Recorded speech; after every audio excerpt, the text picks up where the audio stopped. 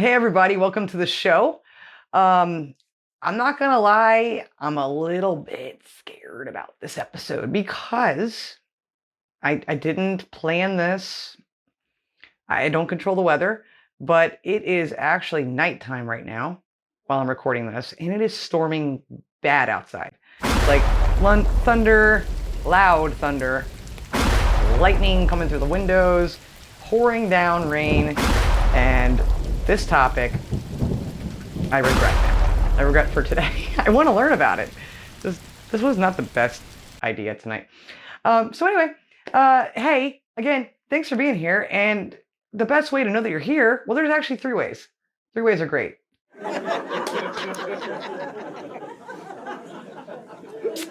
I'm just going to leave that there and say nothing else. 3 ways you can let me know you're here. Hit the like button. Consider subscribing to the channel. But if you're already subscribed, then you only have 2 ways. Some might prefer 2. 3 can be complicated, so we'll just give you 2. Cheeky. And that's drop a comment. And ignore everything I just said. That was weird and awkward. Today's episode, the video we're going to watch is called The Horrific Story of Bethlem Insane Asylum. So I remember hearing about this just a little bit in a different video that had talked about it for half a second, but I remember it being called Bedlam, and I don't know if I'm pronouncing that right.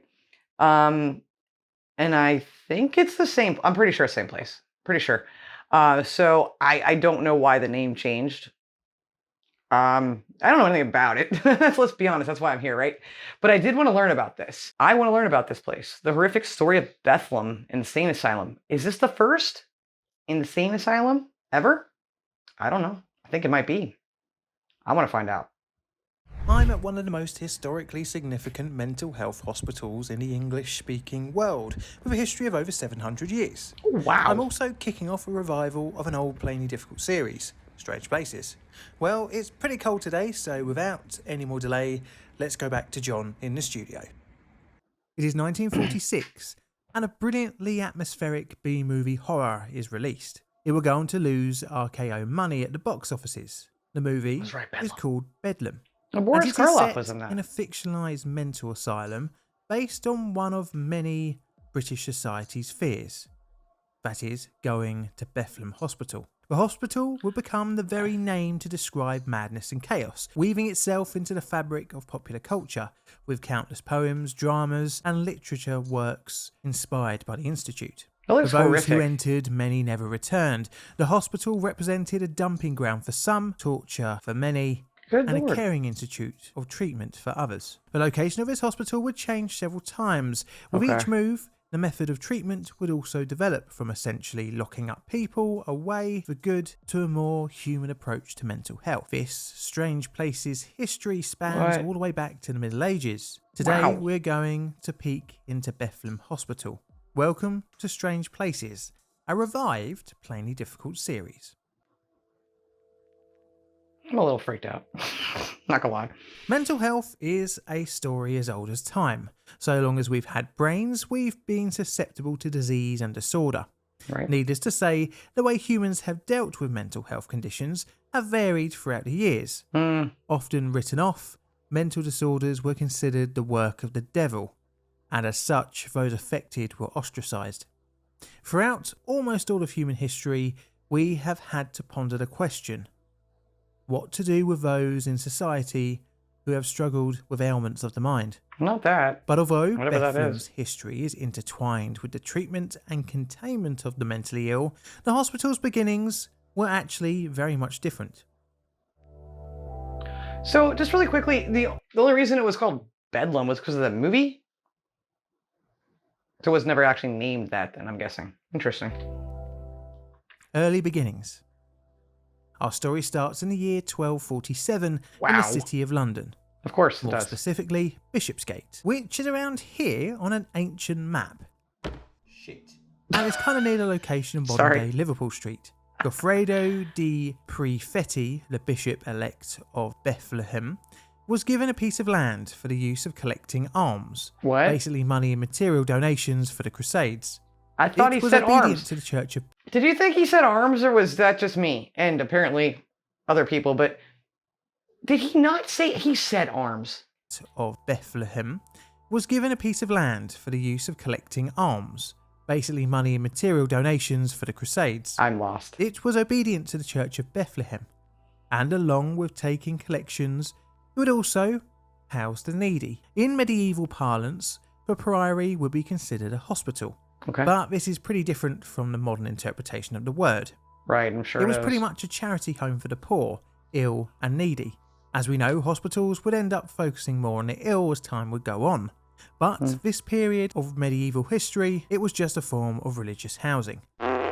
As such, because of the affiliation, all those who stayed would have to have a yellow star sewn onto their clothes to represent the Star of Bethlehem. St Mary of Bethlehem, Okay. as it was known, would gradually lose its affiliation to the Bethlehem Order, and as such, the priory sought protection from the City of London in 1346, where the hospital became vulnerable to seizure under the reign of Edward III, where buildings owned by foreign religious organisations were ripe for the picking and reappropriation by the Crown. This is kind of linked to us English loving a fight with the French during the 100 Years' War, and as such, any form of money was always worthwhile grabbing by the king.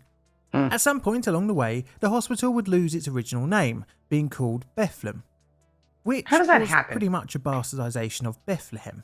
Right, but how? How And does is all too common in the English language, where words Weird. mould into something new over time. True. Anyways, I Weird. fast forward a little bit through history and to 1403. I love the With the VCR. hospital's first officially recognised mental health patients. A charity commissioner noted on a visit of 6 male inmates who were menti capti, roughly translated from Latin Mentally to ill? English as caught in the mind. Caught in the mind. I don't know about you, but this to me sounds like someone who has become withdrawn. Obviously, this is open to interpretation, but because of the hospital's future purpose, it is possible that these 6 men were the first mental health patients at Bethlem. Interestingly, some of the other items recorded at the visit, which also points to at least the hospital's need of restraint of an individual, were 4 pairs of manacles, chains, 6 locks, Wow. and 2 pairs of stocks. Okay. By now, the hospital site was a single-storey building covering just 2 acres. In the centre of the courtyard was a chapel, and the hospital had 12 cells for patients, a kitchen, staff accommodation, and an exercise yard.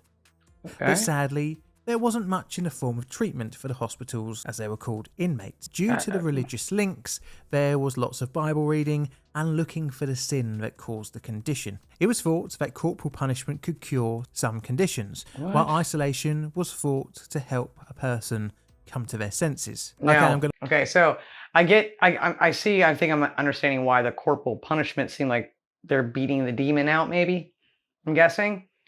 And then the isolation, yeah, no, you don't isolate somebody with mental illness. That's like the worst thing you can literally do for them. I know they didn't know. They didn't know. But still, damn. And this is just the beginning story of this. Wow. 1400 something? Are you kidding me? Wow.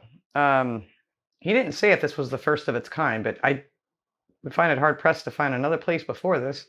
Not that there wasn't, but this is hardcore already. We just got started really into the history of it.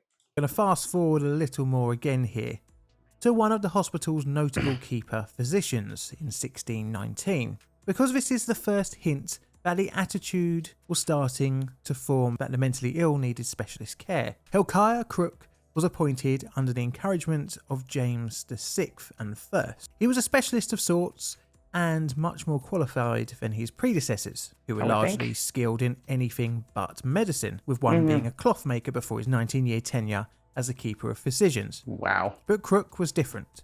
He had a couple of years earlier released a hugely successful book, Microcosmographia, Which is which what? looked at the human body, Okay. with some rather graphic imagery. But although on the face of it looking like a step in the right direction, much like his book, which has subsequently been thought of largely being plagiarised from other sources, quickly accusations of corruption landed at Crook's feet. And Of course. in 1632, an inquiry was held which, against others, had him investigated for failing to feed the patients. Oh, You see, lovely. a job like Crook's was largely seen as a cash cow to extort the patients and the wider public. I'm not going to lie, in my head, I was literally saying, please be a good guy. Please be a good guy. He was not. leading to many keepers being accused of corruption. The location of the hospital was over a sewer, which led to What? Bethlem being seen as a dirty place, I would think it would as be. this sewer was regularly known for overflowing into the courtyard. The Ugh. hospital became widely seen as a place of pain, with contemporary descriptions of the noises that emanated from Bethlem as cryings, screechings, roarings, bet. brawlings, Jeez. shaking of chains, swearings, frettings and chafings. Mm. Just 2 years after Crooks's inquiry and the hangover that it caused, the hospital would be moved to a more modern management structure. The hospital took on a 3-level medical regime made up of a non-resident physician, a visiting surgeon and an apothecary. But although taking a more modern approach, the hospital in its original form outside of Bishopsgate was drawing to an end, and it would mark the first of its many changes of venue. Okay. Move 1. Bishopsgate to Moorfields. Why do I feel like this is going to be worse? At 400 years old, the original hospital was starting to show its age, being Gosh. described as very old, weak and ruinous, and too small and straight for keeping the greater number of lunatics therein at present. Hmm. Although having enough space for roughly 59 patients, the writing was on the wall. Time to move somewhere more appropriate and with hopefully fresher air. Construction of the new hospital at Moorfields, which is around here on a map, began in 1675 and was completed just over a year later. Wow, which that's was fast. no mean feat. I mean, just look at the building that Yeah, resulted. that's ridiculously quick. Designed by Robert Hooke, the hospital was a large, imposing building. You see that? This may or may not be Designed by him. Robert Hooke, the hospital was a large, imposing building. The place The is grand huge. appearance was kind of a statement. How do you make that in a year? We can't do that in America now. I'm not kidding. We could not make that in a year. No. How did you? I want answers. This is what I'm stuck on right now. There is no way. Really. That is massive. And I bet it was very ornate too, because you guys don't skimp on details, that's for sure. To the donors who had given money for the Moorfield site, showing success. It also acted as a billboard for more charitable payments. Don't forget, this building was pre-public funding of medical institutions, and Okay. as such, income was mainly from donors, with patients' fees only covering a small amount of the cost of operation. The hospital was rather hard to ignore. With its new, bigger size, it allowed more visitors to view the building, as That's well as huge. accommodate more patients. This would be the beginning of its entry into infamy. Okay, that's But what I was although afraid the of. building looked something like a palace from the outside, Yeah, it does. on the inside life was tough. It had been built on poor foundations, and as such the building's grand and heavy facade pulled away from the walls, causing them to crack, allowing the elements into its long galleries and cells. It was rather like putting So now we know not to make a building this big in a year. lipstick on a pig. Lipstick on a pig. Strangely, Bethlem was best known for allowing the public and casual visitors with no connection to the inmates to come in and view the patients. What? Visitors were allowed to gawp and rubberneck at those who called it home. Are you kidding? This was used as a method of raising funds. One visitor would comment, "Thou shalt in Bedlam," see one laugh at the knocking of his head against a post. This public spectacle allowed playwrights to visit who would later use their experiences and the experiences of others from the hospital in a number of plays in which actors would tread the boards. No, hold on. I can't. That's just so disgusting. So it was a human zoo for the mentally insane. Yeah. Wow. You know, when you go back into history, it's really disturbing, isn't it? Society and civilization has in fact come very far, even when we think maybe sometimes, and sometimes it does appear it is not, right? You go back and hear things like this and you're like, wow. Yeah, no, that's disturbing. That's very disturbing. Those poor people. Of the Curtain and the Theatre, two of London's biggest playhouses at the time. This helped further imprint the hospital into the British psyche. As such, the name would take another bastardisation from Bethlehem to Bethlem to Bedlam. an English shorthand for mayhem and confusion. Okay. Here is an example. Weatherspoons was Bedlam last night when they sold out of Carling. Difficult patients were called stark Bedlam mad. The hospital's treatment would take a dark turn in 1728 Lovely. when James Monroe took over as the chief physician. Why? What He do you do? thought treatment should involve beatings, starvation, and dunkings in ice-cold water baths. This would mark the beginning of the 125-year-long Monroe family dynasty at Bethlem. Lovely. Arguably one of the darkest times for the hospital. As the 18th century progressed, the straitjacket made its way onto the scene That's and where were it came used from? to restrain the patient, whilst they were force-fed laxatives, in order to quite literally expel any bad thoughts from the body. Okay, wait, what? I haven't looked at a lot of history as far as medical stuff, from the past.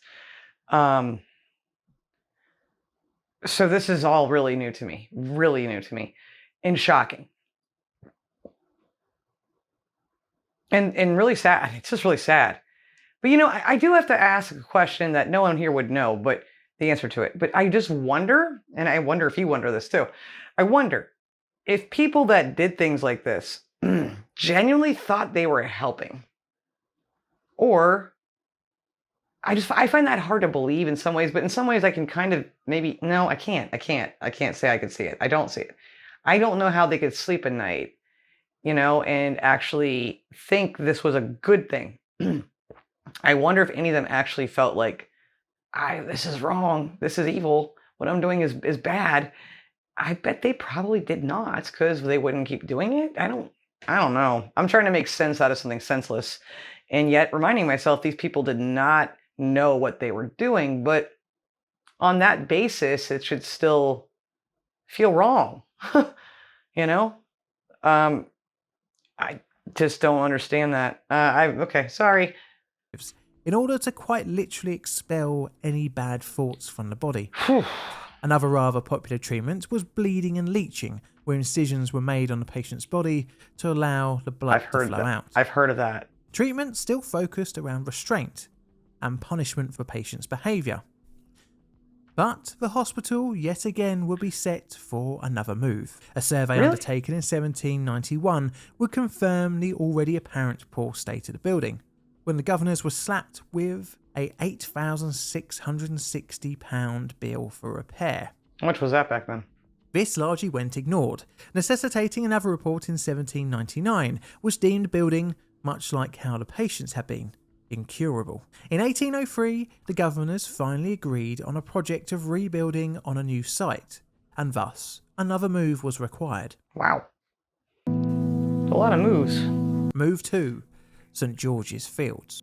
Now, if you've done a tour of London's greatest museums, you may have actually been to Bethlem without even knowing it. I have not. But I'll tell you why in a bit. How would you not know? The new hospital was yet to be built, and the Moorfield site was outright dangerous in parts. As such, patients were transferred to smaller hospitals around London, reducing the population from 266 in 1800 to 119 in 1814. Okay. Parliament agreed to provide £10,000 for the fund for a new hospital.